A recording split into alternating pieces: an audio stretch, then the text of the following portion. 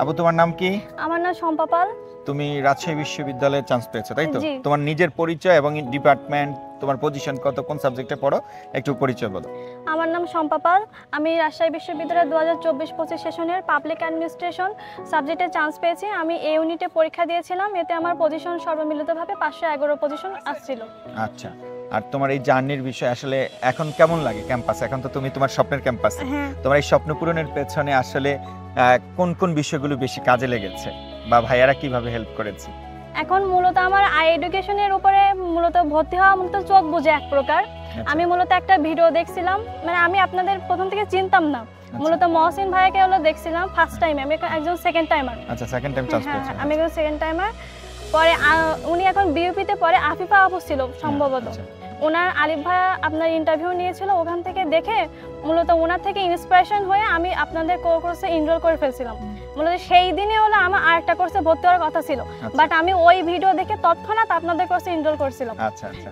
এখন এভাবে যাতে মূলত আপনাদের কোর্স শুরু হয়ে গিয়েছিল মানে 2 মাস, আমি 3 মাসের পরে মূলত কোর্সে ভর্তি হয়েছিলাম। রেকর্ড ক্লাসগুলো করেছিলাম এবং আপনাদের মহসিন ভাইয়া, আপনি এবং ফাদ ভাই, মানে সর্বমিলিত যে আই এডুকেশনের সমস্ত মেন্টর, তাদের থেকে মূলত ইন্সপিরেশন, তাদের গাইড, বেসিক লাইন ইত্যাদি সব মিলিয়ে আমার এই অ্যাডমিশন জার্নিকে খুবভাবে প্রভাবিত করেছে। তোমার কাছে একটা বিষয় হলো যে ভাইয়ারা যে পড়িয়েছি, আমরা তো অনলাইনে পড়িয়েছি। হ্যাঁ। আচ্ছা, অনেস্টলি বলো, অনলাইনে পড়ে কি আমরা যেভাবে সার্ভিস দিচ্ছি, আমরা কি মানে অনলাইনে পড়ে কি একটা স্টুডেন্ট সম্পূর্ণ প্রস্তুতি নিতে পারে কিনা? জি ভাই, আমার কাছে মনে হয় যে একজন অনলাইনে পড়ে মানে প্রস্তুতি নিতে পারে যদি তার বেসিক ক্লিয়ার থাকে এবং যারা মেন্টরদের পরামর্শ নিয়ে যদি ঠিকভাবে পড়ালেখা দৈনিক কন্টিনিউ করতে থাকে, তাহলে তারা ভালোভাবে চান্স পেয়ে যেতে পারে। এবং একটা কথা আছে যে ভাগ্যে না থাকলে হয় না, কিন্তু ভাগ্যও লাগে এবং পরিশ্রমও লাগে। ভাইয়ার সব সময় ক্লাসে মোটিভেট করি, তাই তো? হ্যাঁ, আমার কথা হলো আর আরেকটা বিষয়, আসলে একটা স্টুডেন্ট সফল হওয়ার জন্য কত ঘন্টা পড়া উচিত, মানে এটা তোমার দৃষ্টিতে তুমি বলো। আমার মনে হয় না যে কত ঘন্টা পড়া উচিত দৈনিক।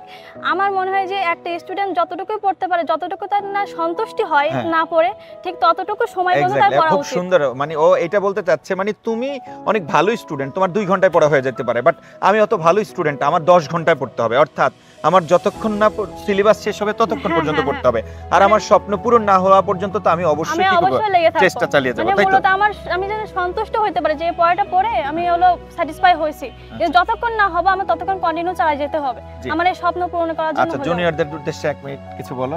মূলত জুনিয়রদের উদ্দেশ্যে বলার জন্য আমার ফার্স্ট কথা, তারা তো নিজেরা পড়বে, কিন্তু স্বপ্ন পূরণের লক্ষ্যে একটা গাইডলাইন অবশ্যই প্রয়োজন।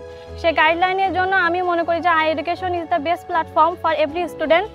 এবং এর জন্য তারা তো ভাইয়েরা তো মনিটরিং করবে এবং তার সাথে বেসিকটা মূলত ক্লিয়ার রাখা লাগবে। বেসিক ক্লিয়ার রেখে এবং তারা যেভাবে গাইডলাইন দিবে সেইভাবে যদি পড়া অনুসরণ করে, আমি মনে করি যদি ভাগ্যে থাকে এবং পরিশ্রম থাকে এবং বেসিক ক্লিয়ার থাকে, তাহলে তারা ঠিকভাবে চান্স পেয়ে যেতে পারে ভালো মেরিটে। জি আপু, থ্যাংক ইউ তোমাকে। আর তোমার একটা স্বপ্ন পূরণ হয়েছে বিশ্ববিদ্যালয় ভর্তির, বাট জার্নি এখনো বাকি আছে। তুমি তোমার পরবর্তী জীবনে আরো অনেক ভালো করো এবং আমি অনেক খুশি হয়েছি তুমি তোমার বিশ্ববিদ্যালয় জীবনে এসে প্রথম সেমিস্টারে এই প্রথম পরীক্ষাগুলোতে ভালো করতেছো। এটা ভালো কনসিস্টেন্সি ধরে রাখো, ঠিক আছে? জি, থ্যাংক ইউ ভেরি মাচ।